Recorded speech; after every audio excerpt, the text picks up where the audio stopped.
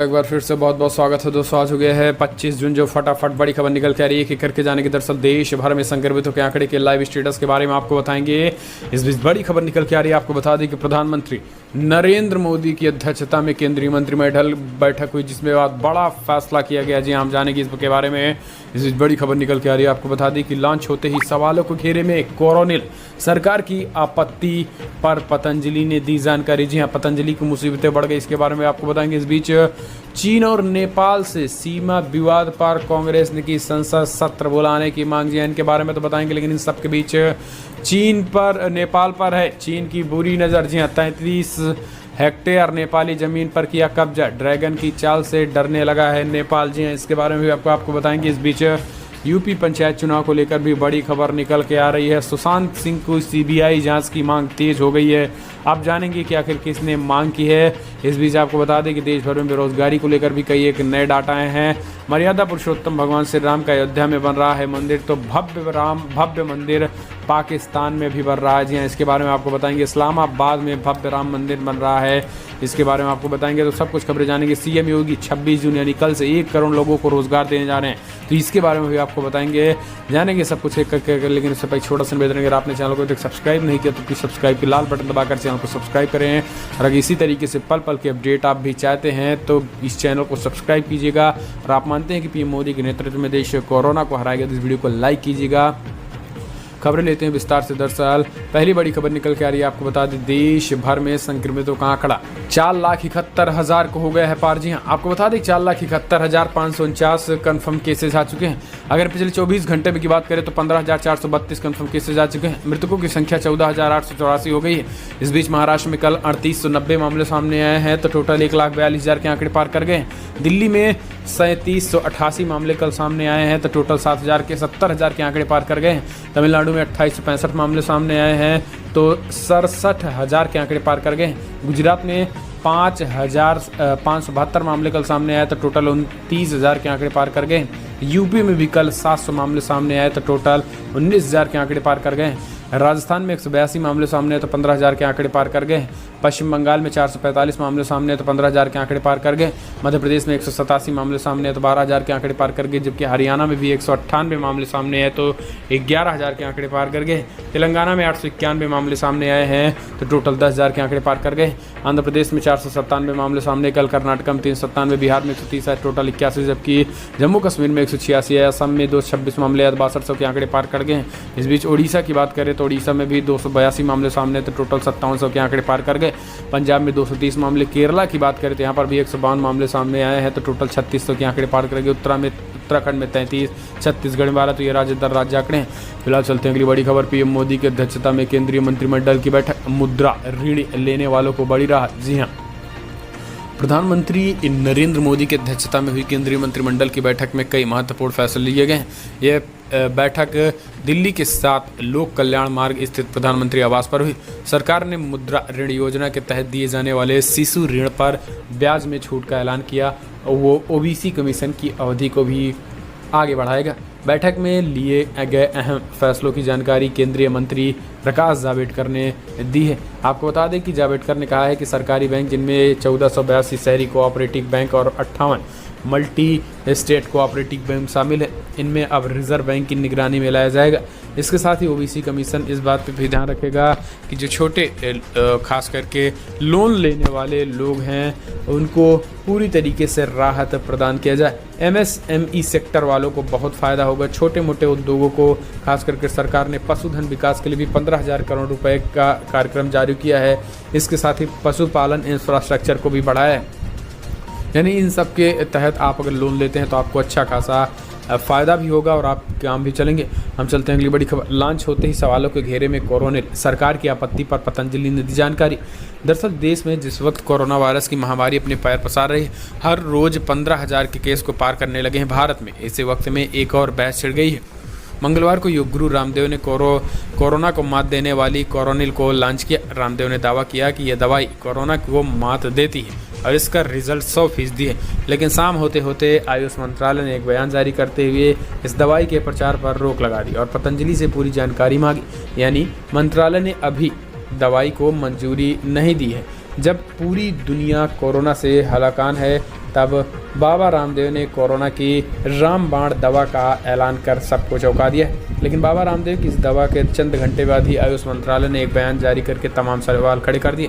सिर्फ 7 दिनों में कोरोना के इलाज के दावे पर आयुष मंत्रालय हरकत में आया और स्वतः संज्ञान लेते हुए इसे कहा कि उन्हें इस तरीके की दवाई की कोई जानकारी नहीं है।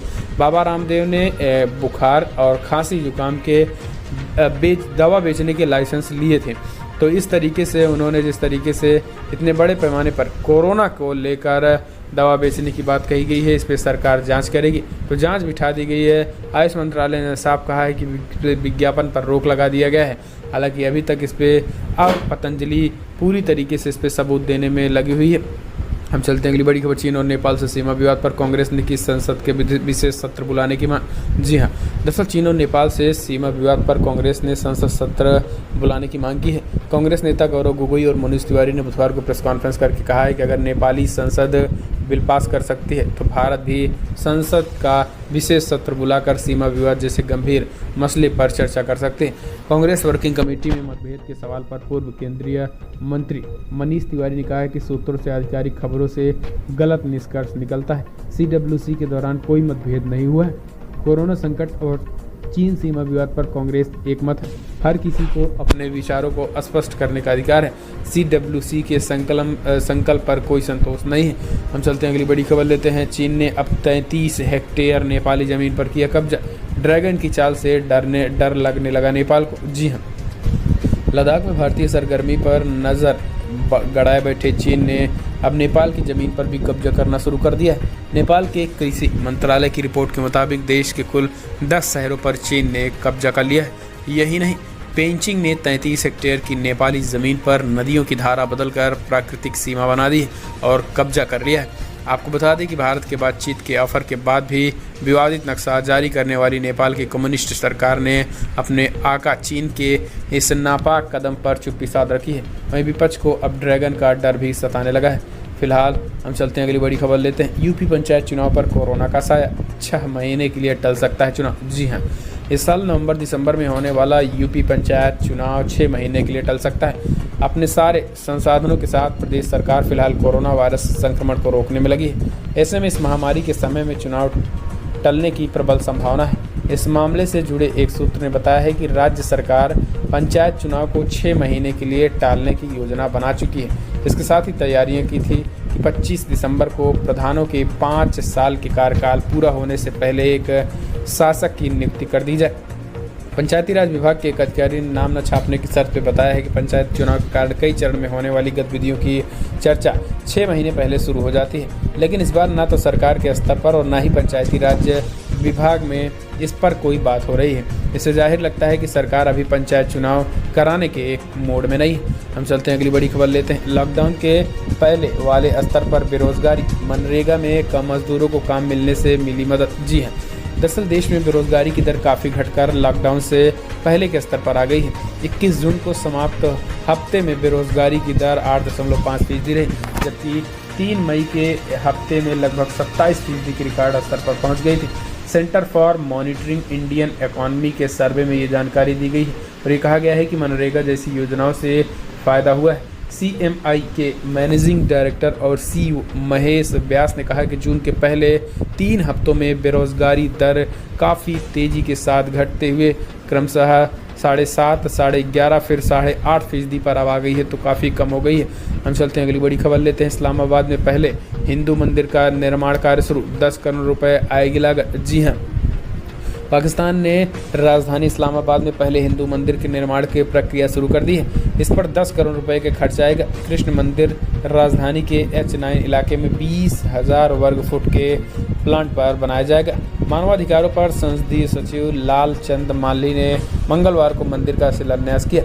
माली ने कहा है कि इस्लामाबाद और आसपास के इलाकों में 1947 से पहले मंदिरों के कई ढांचे हैं, लेकिन उन्हें छोड़ दिया गया है और इस्तेमाल नहीं किया जाता है। डॉन न्यूज़ ने माली के हवाले से बताया है कि 2 दशक से इस्लामाबाद में हिंदू आबादी अच्छी खासी बढ़ी है, इसलिए मंदिर की ज़रूरत है। उन्होंने इस्लामाबाद में अल्पसंख्यक समुदाय के लिए सौदाह गृह की कमी की भी बात कही है।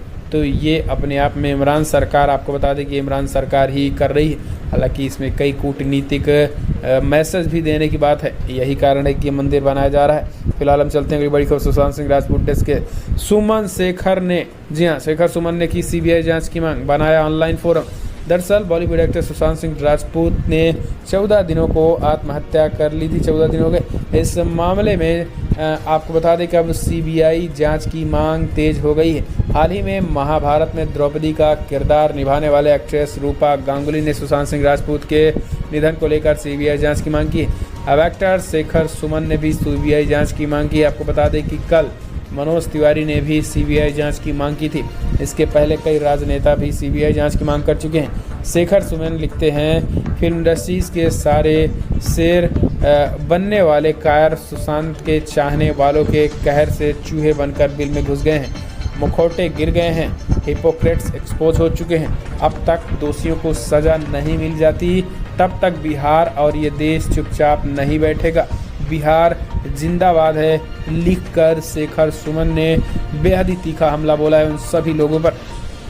हम चलते हैं अगली बड़ी खबर लेते हैं। आपको बता दें कि 26 जून को 1 करोड़ लोगों को रोजगार देंगे सीएम योगी आदित्यनाथ। जी हाँ, आपको बता दें कि यूपी के मुख्यमंत्री योगी आदित्यनाथ 26 जून को एक साथ 1 करोड़ लोगों को रोजगार देने का रिकॉर्ड बनाएंगे। इतना ही नहीं, यूपी देश का पहला राज्य होगा जो एक साथ 1 करोड़ लोगों को रोजगार देगा।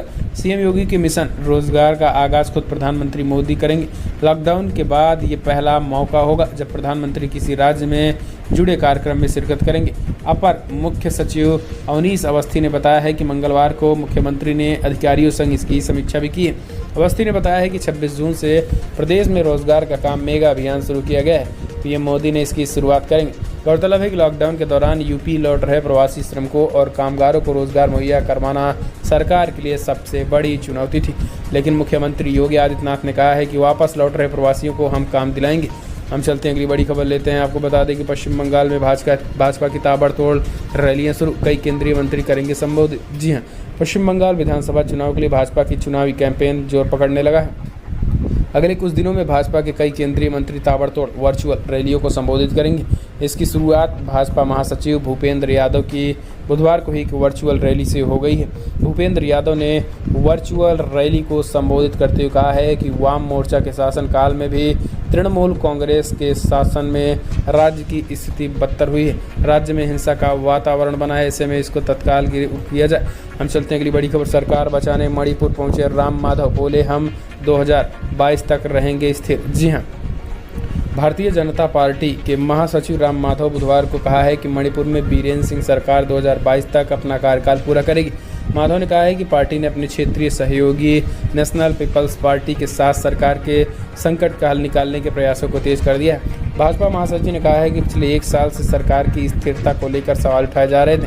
ये देखा गया है कि मणिपुर में गठबंधन की सरकार हमेशा स्थिर रही है और चुनाव जीत रहे हैं। राम माधव ने इम्फाल एयरपोर्ट पर संवाददाताओं से कहा है कि हम 2022 तक स्थिर रहेंगे। फिलहाल हम चलते हैं अगली बड़ी खबर लेते हैं। यूपी बोर्ड के रिजल्ट, जी 27 जून को आएगा यूपी बोर्ड 10वीं और 12वीं की रिजल्ट। आपको बता दें कि उत्तर प्रदेश बोर्ड 10वीं और 12वीं रिजल्ट का इंतज़ार अब बस जल्द ही खत्म होने जा रहा है। यूपी बोर्ड की परीक्षा के नतीजों की तारीख का ऐलान हो गया है, यानी अब कल नहीं परसों 27 तारीख को 10वीं और 12वीं की परीक्षा का रिजल्ट आ जाएगा। लेकिन आप देखेंगे कहाँ? आपको बता दें कि ये सब देखने के लिए upresult.nic.in इस वेबसाइट पर जा सकते हैं या फिर upmsp.edu.in पर आप जा सकते हैं। तो ये एक आधिकारिक वेबसाइट है। फिलहाल हम चलते हैं अगली बड़ी खबर लेते हैं। आपको बता दें कि दुनिया भर में जो आंकड़े निकल के आ रहा है आपको जानना बेहद जरूरी है। दोस्तों, दुनिया भर में अब तक 92 लाख के आंकड़े को पार कर गया है। जी हाँ, 92,37,000 कन्फर्म केसेज हो चुके हैं। जो अगर बात करें हम मृतकों की संख्या 4,76,000 को पार कर गया है। इस बीच अगर बात करें यूनाइटेड स्टेट में तो 23,91,000 कन्फर्म केसेज हैं, जबकि अगर हम मृतकों की संख्या की बात करें तो 1,22,000 को पार कर गई है। इस बीच ब्राज़ील की बात करें तो 11,51,000 कन्फर्म केसेज हैं, जबकि मृतकों की संख्या 52 लाख के आंकड़े को पार कर गई है। रसिया में भी 6,06,000 कन्फर्म केसेज हैं, तो वहीं 85 के करीब लोगों की मौत हो गई है। इंडिया में भी 4,66,000 के आंकड़े को पार कर गया है, तो वहीं 15,000 के करीब लोगों की मौत हो गई है। तो ये दुनिया भर का आंकड़ा है। फिलहाल हम चलते हैं अगली बड़ी खबर लेते हैं। आपको बता दें बिग ब्रेकिंग न्यूज़ निकल के आ रही है, जहाँ पर शिवराज के साथ साथ बिग ब्रेकिंग, दिल्ली में कोविड-19 प्रबंधन के लिए एलजी अनिल बैजल ने अब नियुक्ति किया नोडल अफसर। जी हाँ, आपको बता दें कि उपराज्यपाल अनिल बैजल ने दिल्ली के प्रिंसिपल सेक्रेटरी बीएस भल्ला को दिल्ली में कोरोना मामलों के प्रबंधन के लिए नोडल अफसर नियुक्त किया है। बीएस भल्ला दिल्ली सरकार में कोरोना मामलों के प्रबंधन और रोकथाम की जरूरी निगरानी करेंगे। केंद्र सरकार और दिल्ली सरकार जो भी फैसला लेगी या निर्देश देगी उसको वो लागू करवाएंगे। फिलहाल बड़ी खबरों में इतना ही, लेकिन अगर आपको वीडियो पसंद आया तो लाइक करें, शेयर करें, कमेंट के माध्यम से अपनी राय देना ना भूलें। इस वीडियो में इतना ही। जय हिंद, वंदे मातरम।